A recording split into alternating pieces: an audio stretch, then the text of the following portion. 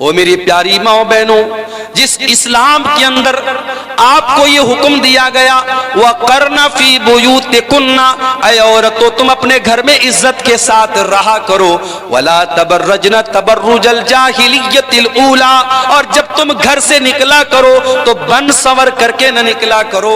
او میری پیاری ماں بہنوں، آپ نماز پڑھنے کے لیے گھر سے نکلیں، آپ جمعہ کی نماز پڑھنے کے لیے گھر سے نکلیں، آپ تراویح کی نماز پڑھنے کے لیے گھر سے نکلیں، اللہ کے نبی فرماتے ہیں اگر کوئی عورت گھر سے نماز پڑھنے کے لیے نکلی ہے اور ایسی خوشبو لگا کر کے نکلی ہے کہ وہ خوشبو غیر مردوں تک پہنچ رہی ہے، اللہ کے نبی فرماتے ہیں کہ جب تک وہ عورت واپس جا کر کے وہ والا غسل نہ کرے جو ناپاکی کی حالت میں کیا جاتا ہے، جو جنابت کی حالت میں کیا جاتا ہے، یعنی مکمل غسل نہ کر لے، تب تک اس عورت کی نماز اللہ تعالیٰ قبول نہیں کرے گا۔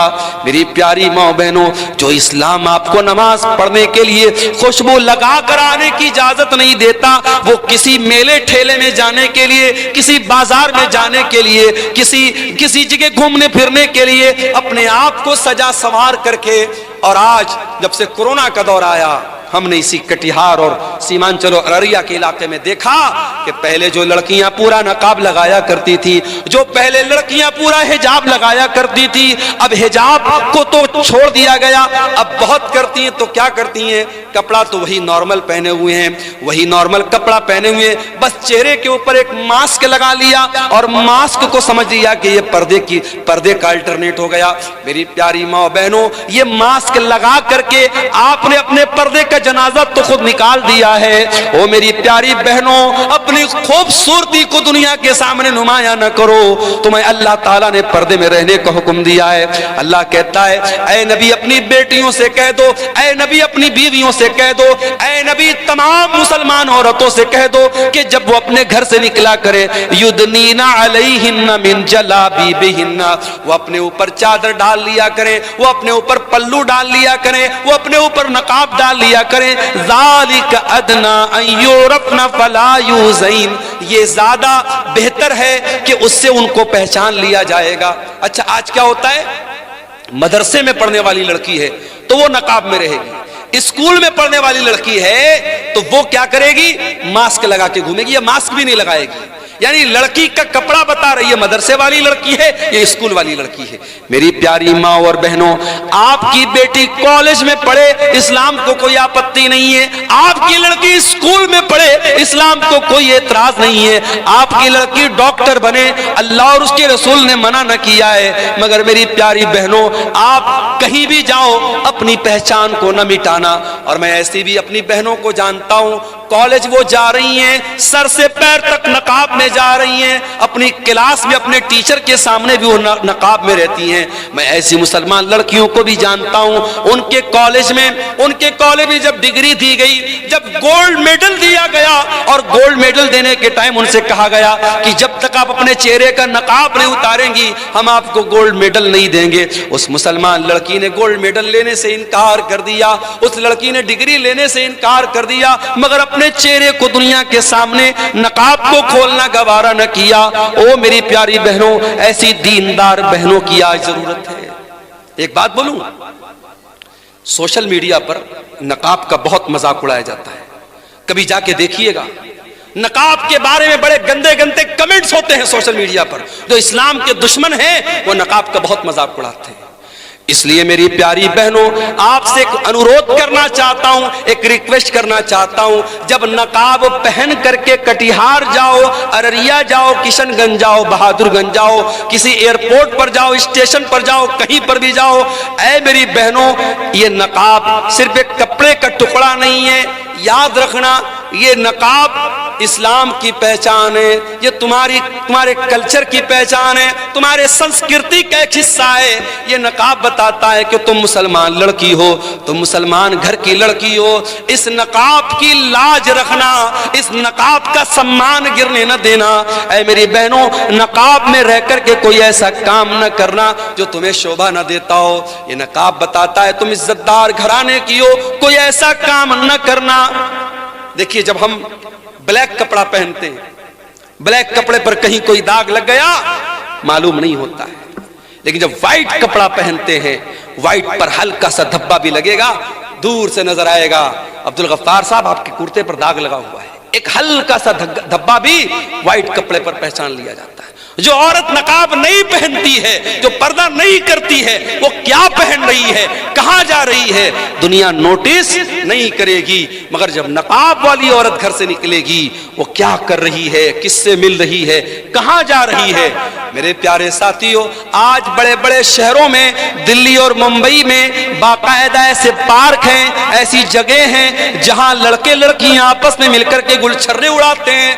اور مجھے بتانے والوں نے بتایا کہ ان جگہوں پر کتنی برقع والی لڑکیاں ہیں جو اپنے بوائے فرینڈ سے جا کر کے ملتی ہیں, اپنے عاشقوں سے جا کر کے ملتی ہیں, اور نقاب میں ہیں, پردے میں ہیں, اور ان کا جو عاشق ہے اس کے ہاتھ کا کلاوہ بتا رہا ہے, اس کے ہاتھ کی انگوٹھی بتا رہی ہے وہ لڑکا مسلمان نہیں ہے, وہ لڑکا غیر مسلم ہے, وہ لڑکا مشرک ہے, وہ لڑکا کافر ہے. اور یہ مسلمان برقع پہن کر کے اس غیر مسلم لڑکے کے ساتھ جا کر کے زنا کر رہی ہے, اس کے ساتھ بدکاری کر رہی ہے. میرے پیارے بھائیوں, میں کہتا ہوں ان لڑکیوں کے ماں باپ کہاں مر گئے, ان کے گارجین کہاں مر گئے, یا تو وہ اتنے اندھے ہو چکے ان کو خبر بھی نہیں کہ ہمارے گھر کی بیٹی کہاں جا رہی ہے, یا وہ اتنے بھولے بھالے بن چکے ہیں کہ اپنی بیٹی کو انہوں نے کھلی چھوٹ دے رکھی ہے. میرے پیارے ساتھیوں, آپ کی بھی ذمہ داری ہے, اگر آپ بیٹی کے باپ ہیں, آپ بیٹی کے گارجین ہیں, یہ بہت بڑی ذمہ داری آپ کے کندھے پر ہے. اللہ قیامت کے دن پوچھے گا, اس قدر برائی کا دور تھا, لڑکے لڑکیاں اتنا زنا کر رہے تھے, اور تیرے گھر میں جوان بیٹیاں تھی, تو نے اپنے بیٹیوں کی دیکھ ریکھ کیوں نہ کی, تو نے اپنی بیٹیوں کی صحیح تربیت کیوں نہ کی. او میرے پیارے بھائیوں, بچپن سے اپنی بچیوں کو اتنی اچھی تربیت دو, اتنا نیک بناؤ, اتنا دیندار بناؤ کہ کل جب تمہاری بیٹیاں جوان ہو جائیں اور غلط کوئی کام کرنے کے لیے ان کو اکسائیں, تو ان کے دل میں یہ خیال آئے کہ نہیں نہیں, میرے باپ نے جو تربیت کی ہے وہ تربیت مجھے غلط قدم اٹھانے نہیں دے گی. اور یاد رکھیے, جب بھی کوئی لڑکی بگڑتی ہے, جب بھی کوئی لڑکی غلط راستے پر جاتی ہے, تجربے کی بات آپ کو بتا رہا ہوں, ایکسپیرینس کی اور انوبھو کی بات آپ کو بتا رہا ہوں, لڑکیوں کے بگڑنے میں 3 لوگوں کا بہت بڑا ہاتھ ہوتا ہے. لڑکی اگر بگڑ رہی ہے, غلط راستے پہ جا رہی ہے, 3 لوگوں کا بہت بڑا ہاتھ ہے. کون 3 لوگ؟ جب حضرت مریم کو بچہ ہوا, عیسیٰ علیہ السلام پیدا ہوئے, اور مریم اپنے بچے کو لے کر کے قوم کے پاس پہنچی ہے, تو قوم کے لوگوں نے کیا کہا تھا, یا اخت ہارون ما کان ابوک امرأ سوء وما کانت امک بغیہ. اے ہارون کی بہن, مریم کے کوئی بھائی تھے جن کا نام ہارون تھا, وہ بھی بہت نیک انسان تھے. اے ہارون کی بہن, نہ تو تیرا باپ برا انسان تھا, نہ تیری ماں بد چلن تھی. اے مریم, تو یہ پاپ کہاں سے لے کے آ گئی؟ علماء نے لکھا ہے, پتہ یہ چلا کہ اگر لڑکی کا بھائی اچھا ہو, لڑکی کی ماں اچھی ہو, اور لڑکی کا باپ اچھا ہو, تو لڑکی کے بگڑنے کے چانسز بہت کم ہوتے ہیں. اگر لڑکیاں بہک رہی ہیں, اس کا مطلب یہ ہوا کہ بھائی گڑبڑ ہے, یا ماں گڑبڑ ہے, یا باپ گڑبڑ ہے. یہ 3 رشتے بہت اہمیت رکھتے ہیں. جس گھر میں لڑکوں کے تعلقات لڑکیوں کے ساتھ ہوں, اور جس گھر میں بہن یہ دیکھتی ہو میرا بھائی راتوں میں لڑکیوں سے بات کرتا ہے اور لڑکیوں کے ساتھ گھومتا پھرتا ہے, اس گھر کی لڑکیاں بھی وہ کام کرنے میں ہچکیں گی نہیں. میرے پیارے ساتھیوں, اس لیے لڑکیوں پر چوڑی ٹائٹ کرنے سے پہلے اپنے گھر کے لڑکوں پر بھی چوڑی ٹائٹ کرو, اور ان کی بھی نگرانی کرو, اور ان کو بھی غلط کام سے روکو. اور یاد رکھو, زناکاری وہ راستہ ہے جس پر سے چل کے دوسرے لوگ ہمارے گھر تک آ سکتے ہیں. اللہ نے اسی لیے زناکاری کو راستہ قرار دیا ہے. اللہ نے فرمایا وَلَا تَقْرَبُوا الزِّنَا, اے ایمان والو تم زنا کے قریب بھی نہ جانا, اِنَّهُ كَانَ فَاحِشَةً, یہ بہت گندا کام ہے, وَسَاءَ سَبِيلًا, اور یہ بہت برا راستہ ہے. اسی راستے پر چل کر کے کوئی تمہارے گھر کی دہلیز تک بھی آئے گا, کوئی تمہارے گھر کی بہو بیٹی تک بھی آئے گا. اس لیے زناکاری سے اپنے گھر کو بچاؤ. تو نوجوانوں اور عورتوں سے میں کہنا چاہوں گا کہ سماج کے بگڑنے اور بنانے میں آپ کا بہت بڑا کردار ہے. اس کردار کو میری بہنوں, میرے بھائیوں, ہمیں اور آپ کو سمجھنے کی ضرورت ہے. اب ایک آخری چیز بیان کر کے ہم بات ختم کریں گے. سردیوں کا موسم ہے, بہت دیر تک آپ کو بٹھانا مناسب نہیں ہے. سماج کی اصلاح اگر ہمیں اور آپ کو کرنی ہے میرے پیارے ساتھیوں, ایک کام ہم کو اور کرنا پڑے گا. آپ جانتے ہیں اسی بہار میں اسکولوں اور مدرسوں میں مجھے بھائیوں نے بتایا کہ بڑی سختی ہو گئی ہے. پہلے ٹیچر آتے تھے، کتنے بجے آئے کتنے بجے گئے کوئی خبر نہیں ہوتی تھی. اب ایپ آ گیا، اب باقاعدہ ایپ پر ٹیچر اسکول میں آیا اس کو حاضری لگانا ہے، اسکول سے نکلا اس کو حاضری لگانا ہے. اگر ٹیچر اسکول کے باہر کہیں دوسری جگہ سے حاضری لگائے گا، ایپ بتا دے گا کہ ٹیچر صاحب اسکول میں نہیں ہیں. اب ظاہر ہے کہ سختی بڑھ گئی. اب سختی بڑھ گئی تو اب ٹیچر کو وہاں رہنا پڑے گا. اور اگر کوئی ٹیچر بغیر چھٹی لیے اسکول نہیں آیا تو پھر آگے سے ادھیکاری کا فون آتا ہے کہ فلاں ٹیچر کیوں نہیں آیا. اتنی سختی ہے تو سارے ٹیچر ٹائم سے آ رہے ہیں، سارے ٹیچر ٹائم سے جا رہے ہیں. جب سختی ہوتی ہے، یا یہ کہہ لیجئے کہ جب یہ احساس ہوتا ہے کہ ہمیں اوپر والے کو جواب دینا پڑے گا، انسان آٹومیٹک ڈسپلن میں آ جاتا ہے. میرے پیارے ساتھیوں، ہم سے اوپر اور سب سے اوپر ایک ذات ہے اور وہ اللہ کی ذات ہے، اور وہ ہر منٹ ہر پل ہر لمحہ ہم کو دیکھ رہی ہے. دنیا والے ہماری ریکارڈنگ کریں یا نہ کریں، اللہ تبارک و تعالی ہمارے ایک ایک عمل کو ریکارڈ کر رہا ہے.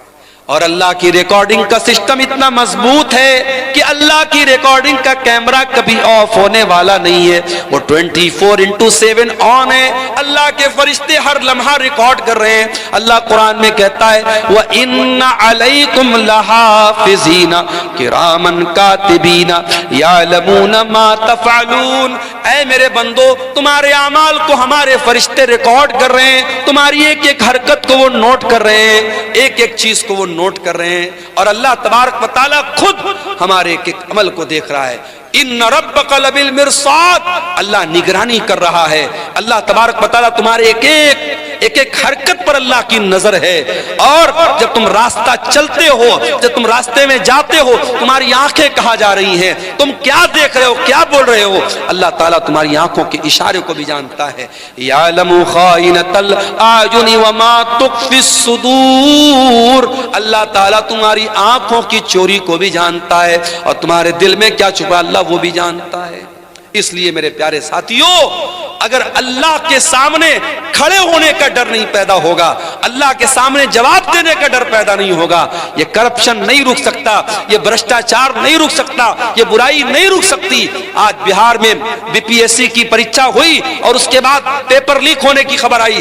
آج پٹنہ میں تمام اسٹوڈنٹ دھرنے پر بیٹھے ہوئے. کیوں یہ ہو رہا ہے؟ یہ بار بار پریچھائیں کیوں لیک ہو رہی ہیں؟ یہ بھرشٹاچار کیوں ہو رہا ہے؟ کیونکہ 4 پیسوں کے لیے آج انسان لالچ میں پڑ جاتا ہے اور یہ نہیں سوچتا ہے کہ میرے اس بھرشٹاچار سے لاکھوں اسٹوڈنٹس کا اور لاکھوں لوگوں کے مستقبل کا جو ہے اس کے اوپر سوالیہ نشان لگ سکتا ہے. میرے پیارے ساتھیوں، اگر بھرشٹاچار کو روکنا ہے، اگر کرپشن کو روکنا ہے، اگر چوری کو روکنا ہے، اگر گنڈا گردی کو روکنا ہے، اگر حرام خوری کو روکنا ہے، تو ہمیں اور آپ کو اپنے دل میں آخرت کا ڈر اور اللہ کے سامنے جواب دہی کا ڈر ہمیں اپنے اندر پیدا کرنے کی ضرورت ہے.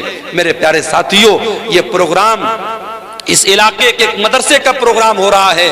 میں آپ سے یہ بھی اپیل کروں گا کہ اس طریقے کے پروگرام جب ہوتے ہیں اور آپ سے بار بار یہ اپیل کی جاتی ہے کہ آپ اس ادارے کو چندہ دیں، دان دیں، تعاون کریں، تو آپ یہ مت سمجھیے کہ ہماری جیب ڈھیلی کرنے کے لیے یہ کہا جا رہا ہے، بلکہ یہ بھی آپ کو ایک طریقے سے موقع دیا جا رہا ہے کہ آؤ اپنے نام اعمال میں کچھ نیکیوں کو بڑھا لو، اپنی آخرت کی کچھ تیاری کر لو، اپنے آپ کو جہنم کی آگ سے بچا لو. اللہ کے نبی فرماتے ہیں اتقوا النار ولو بشق تمرہ، جہنم کی آگ سے اپنے آپ کو بچاؤ. اللہ کی راہ میں ایک کھجور کا ٹکڑا دے کر کے بھی اگر تم جہنم کی آگ سے اپنے آپ کو بچا سکتے ہو تو بچا لو. میرے پیارے ساتھیوں، اس طریقے کے پروگرام جہاں اداروں کے تعاون کے لیے آپ کو بلایا جائے، آپ اس کو ایک فارمیلٹی کا حصہ نہ سمجھیں، ایک اوپچارکتا نہ سمجھیں، بلکہ آپ یہ سمجھیں کہ ہماری آخرت کو بنانے کے لیے یہ پروگرام کیا جا رہا ہے. اور میرے پیارے ساتھیوں، آخر میں میں یہی کہوں گا کہ ہم سب جب تک اپنے اندر آخرت کا ڈر پیدا نہیں کریں گے، اللہ کے سامنے جواب دہی کا احساس ہم پیدا نہیں کریں گے، حالات نہیں بدل سکتے ہیں، سماج نہیں سدھر سکتا ہے. اللہ تعالی ہم سب کو اس کی توفیق عطا فرمائے. یہ 1-2 سوالات آئے ہیں، ان کا جواب دے کے ہم بات ختم کرتے ہیں. قبرستان کی زمین میں جنازے کی نماز ہوگی یا نہیں؟ اگر وہ جگہ قبرستان کے لیے خاص ہے، اگر وہ جگہ قبرستان کے لیے خاص ہے لیکن جہاں پہ آپ نماز پڑھ رہے وہاں پہ کوئی قبر نہیں ہے تب تو نماز ہو جائے گی. لیکن اگر جہاں پہ آپ جنازے کی نماز پڑھ رہے وہاں پر قبریں ہیں, قبروں کے بیچ میں آپ جنازے کی نماز پڑھ رہے یا قبر کے اوپر کھڑے ہو کے پڑھ رہے ہیں تو یہ پھر مناسب نہیں ہے, اس لیے کہ قبر کے اوپر کھڑے ہو کر کے نماز پڑھنے سے یا قبرستان پر نماز پڑھنے سے اللہ کے رسول صلی اللہ علیہ وسلم نے منع کیا ہے. اللہ کے نبی مرد اور عورت کی جنازے کی نماز الگ الگ جگہ پڑھاتے تھے یا نہیں؟ ایسی کوئی دلیل نہیں ہے, ایسی کوئی دلیل نہیں ہے کہ مرد کے جنازے کی نماز الگ جگہ پڑھاتے تھے, عورت کے جنازے کی نماز الگ جگہ پڑھاتے تھے. ہاں جب جنازہ آتا تھا, اگر مرد کا جنازہ ہوتا تھا تو اللہ کے نبی سر کے پاس کھڑے ہوتے تھے, اگر عورت کا جنازہ ہوتا تھا تو بیچ میں اس کی کمر کے پاس کھڑے ہوتے تھے. مرد اور عورت کے جنازے میں نبی کے کھڑے ہونے کا طریقہ الگ تھا, لیکن جنازہ کی نماز پڑھانے کی جو جگہ تھی وہ ایک ہی تھی, الگ الگ ہونے کی میرے علم میں کوئی دلیل نہیں ہے. دوسروں کی زمین میں نماز پڑھنا بنا پوچھے کیسا ہے؟ دیکھیے, اگر آپ کسی کے مکان میں آپ نے نماز پڑھ لیا تو نماز تو قبول ہو جائے گی, لیکن یہ ہوتا ہے کہ اگر کسی کے گھر میں آپ نماز پڑھ رہے ہیں تو اس کی اجازت ہونی چاہیے.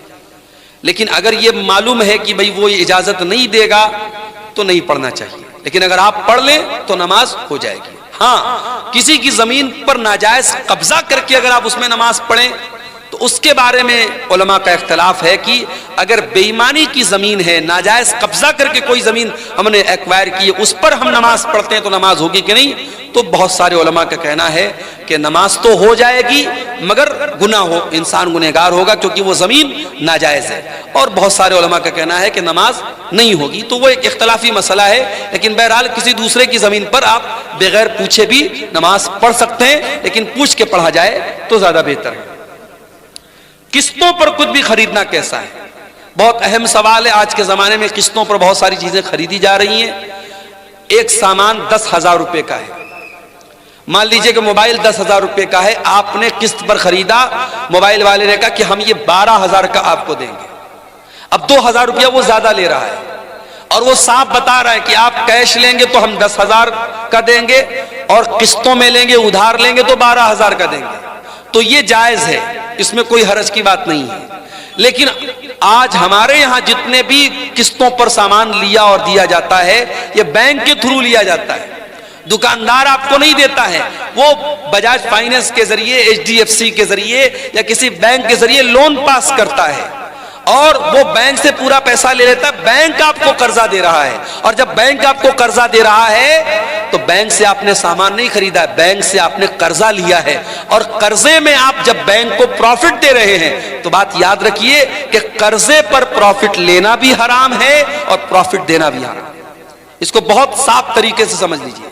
سامان میں ادھار کی اور نقد کی قیمت الگ ہو سکتی ہے, لیکن آپ کسی سے قرضہ لیں گے تو اس میں اگر کم زیادہ رہے گا تو وہ گناہ کا کام ہے. اور آج جتنی بھی فائنانس کی اسکیم ہے سب بینک کے تھرو ہوتی ہے اور وہ دکاندار بینک سے پورا پیسہ لیتا ہے اور بینک آپ کو ادھار دے رہا ہے. تو اس لیے یہ شکل صحیح نہیں ہے, یہ جائز نہیں ہے. دوسری بات یہ کہ بعض انٹرسٹ کہتے ہیں 0% انٹرسٹ, کہتے ہیں صاحب جتنے کا سامان اتنا ہی پیسہ آپ کو دینا ہے, ایکسٹرا نہیں دینا ہے. مگر اس میں کچھ ڈھکے چھپے کچھ خرچے رہتے ہیں, جیسے پروسیسنگ چارج رہتا ہے. 10,000 کا آپ موبائل لیں گے, 1,000 روپیہ پروسیسنگ چارج لگے گا. اس کے بعد اگر آپ نے مہینے کی پہلی تاریخ کو EMI پے نہیں کی, ایک دن گزر گیا فوراً 100 روپیہ پینالٹی لگ جائے گی. 10 دن گزر گیا 1,000 روپیہ پینالٹی لگ جائے گی. تو یہ جو پینالٹی لگ رہی ہے یہ بھی سود کی ایک شکل ہے, جائز نہیں ہے. اس لیے ہمارے یہاں جو فائنانس کا جو سسٹم ہے یہ بہت ہی خطرناک ہے شریعت کے اعتبار سے, اور اس میں سود کی شکل موجود ہے. ہمیں اور آپ کو اس کو اوائڈ ہی کرنا چاہیے, اس سے پرہیز ہی کرنا چاہیے. یہ بالکل بھی مناسب نہیں ہے, کیونکہ سود کا لینا بھی حرام ہے اور سود کا دینا بھی حرام ہے. عورت کو نوکری کرنا چاہیے یا نہیں, سرکاری ہو یا غیر سرکاری؟ عورت نوکری کر سکتی ہے, شرط یہ ہے کہ وہ پردے میں رہ کے نوکری کرے اور اس کی نوکری میں غیر مردوں کے ساتھ انٹریکشن اس کا نہ ہو. اگر اس کو غیر مردوں کے سامنے جا کے کھڑے ہونا پڑ رہا ہے, ان کے ساتھ تنہائی اختیار کرنا پڑ رہا ہے, غیر مردوں کے ساتھ اکیلے میں ملنا پڑ رہا ہے, تو پھر ایسی نوکری عورت کو نہیں کرنا چاہیے. اس لیے کہ جب کوئی عورت کسی غیر مرد کے ساتھ تنہائی میں ملے گی تو تو اللہ کے نبی فرماتے تیسرا وہاں شیطان ہوگا اور وہ شیطان اپنا کام کرے گا۔ آج بہت سارے آفیسز میں عورتیں کام کرتی ہیں سیکریٹری کے طور پہ اور باس کی نوکری کرتی ہیں، اور اس کے بعد بہت سارے ان کے ساتھ معاملات پیش آتے ہیں۔ تو شریعت میں اگر پردے کے ساتھ اور عزت اور شرافت کے ساتھ اگر کوئی نوکری عورت کو مل رہی ہے تو وہ کر سکتی ہے، لیکن یہ بھی یاد رکھیے کہ نوکری کرنا یہ عورت کا کام نہیں ہے، عورت کی ڈیوٹی نہیں ہے۔ کما کر کے لانا مرد کی ڈیوٹی ہے۔ اگر مرد کی کمائی سے گھر چل رہا ہے، سکون کی روزی آ رہی ہے، تو اسی پر اکتفا کیا جائے، بلا وجہ عورت سے نوکری نہ کرایا جائے۔ لیکن اگر عزت کے ساتھ اور پردے کے ساتھ عورت نوکری کرنا چاہے تو کر سکتی ہے، کوئی حرج کی بات نہیں ہے۔ ٹھیکے پر زمین لینا اور سالانہ کچھ کیا لکھا ہے کٹوتی کرنا، کیا مطلب ہے؟ ٹھیکے پر زمین لینے کا کیا مطلب ہے؟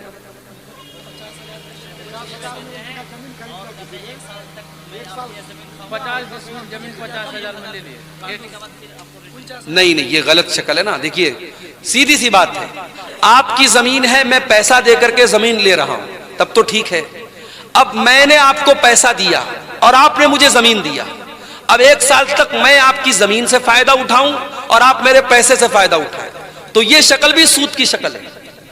اس کا مطلب یہ ہوا کہ آپ نے مجھ کو جو زمین دی اور میں نے آپ کو 1 لاکھ روپیہ دیا، تو 1 لاکھ میں نے ادھار دیا آپ کو، اور ادھار کا بینیفٹ کیا اٹھایا جا رہا ہے کہ زمین لی جا رہی ہے۔ تو ادھار پیسے پر کسی بھی طریقے کا بینیفٹ لینا صحیح نہیں ہے۔ آپ زمین کا اگر لین دین کر رہے ہیں، ایک ہوتا ہے کہ ایڈوانس دے دیا، 1 لاکھ روپیہ ہم نے ایڈوانس دے دیا، 1 سال میں ہم پورا پیسہ ادا کریں، وہ ایک الگ شکل ہوگی۔ لیکن اگر کسی کو زمین ہم نے پیسہ اس سے زمین لے لی اور 1 سال تک ہم نے فائدہ اٹھایا اور اس کے بعد پیسہ واپس کر دیا، زمین والے نے زمین واپس کر لی، تو پھر یہ شکل صحیح نہیں ہے۔ باقی مزید اس کی جو شکلیں ہیں وہ آپ اپنے علاقائی علماء سے سمجھ لیں تو زیادہ بہتر ہے۔ پتی پتنی آپس میں ملاقات کے دوران کسی پرکار کے، جو بہت مشہور چیز ہے ہمارے یہاں، میں نام نہیں پڑھ رہا ہوں اس کا، سوالات کا، کیونکہ بچے وغیرہ بھی بیٹھے ہیں، میاں بیوی کی ملاقات کے پہلے حمل کو روکنے کے لیے جو طریقے استعمال ہوتے ہیں، 2-3 شکلیں ہمارے یہاں زیادہ رائج ہیں۔ جیسے وہ خواتین گولی وغیرہ لیتی ہیں یا مرد حضرات کچھ چیزوں کو استعمال کرتے ہیں، تو سوال پوچھا گیا کہ اس کو استعمال کرنا کیسا ہے؟ تو دیکھیے اب ظاہر ہے کہ اللہ کے رسول کے دور میں یا صحابہ کے دور میں تو یہ چیزیں نہیں تھیں، لیکن اس دور میں بھی پریگنینسی نہ ہو، حمل نہ ہو، اس کے لیے کچھ طریقے اپنائے جاتے تھے۔ ایک طریقہ تھا عزل کا طریقہ۔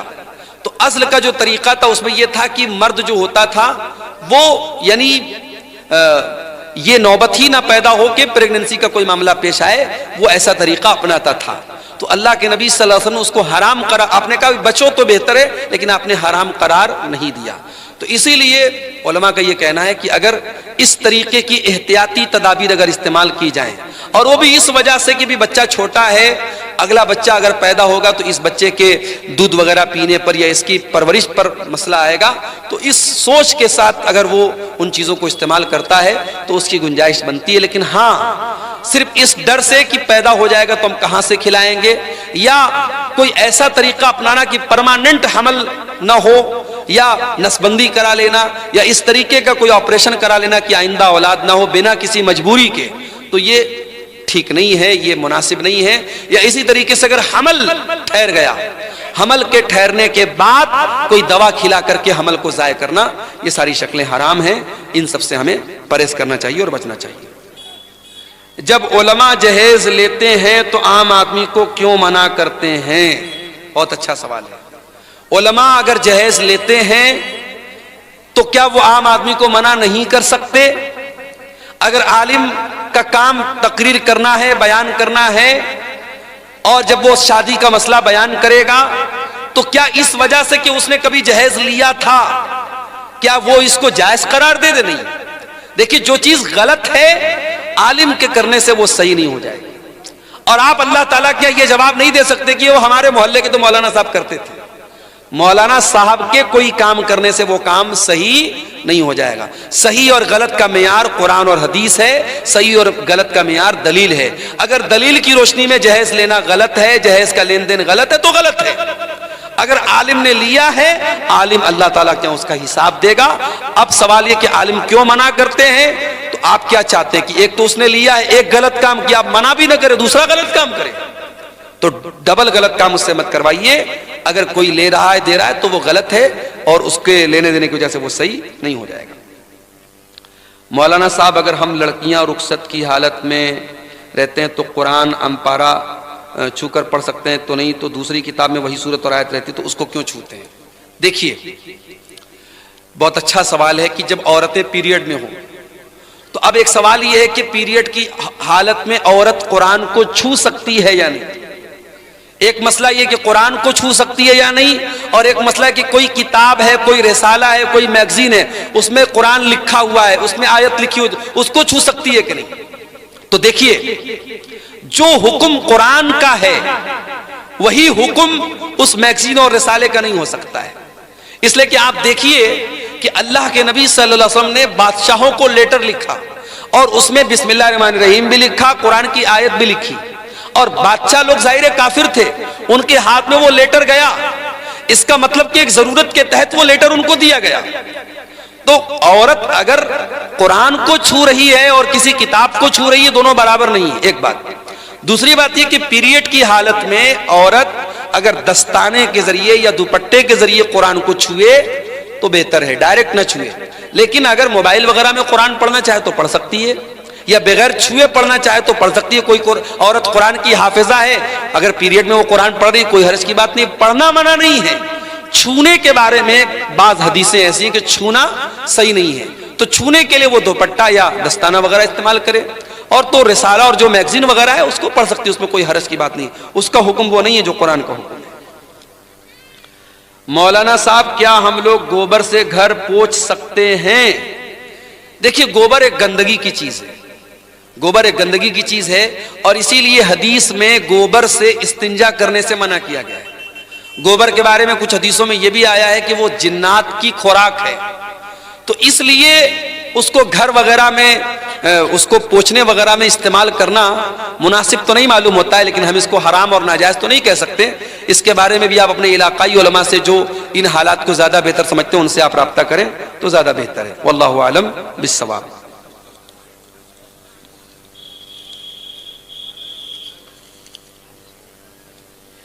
یہ کسی بھائی نے 2000 روپے کا چندہ پیش کیا ہے مدرسے کے لیے، اللہ تعالیٰ اس کے اس چندے کو قبول فرمائے، اور جو بھی ہمارے بھائیوں نے اس کار خیر میں حصہ لیا ہے اللہ سب کی نیکیوں کو قبول فرمائے۔ اناج کی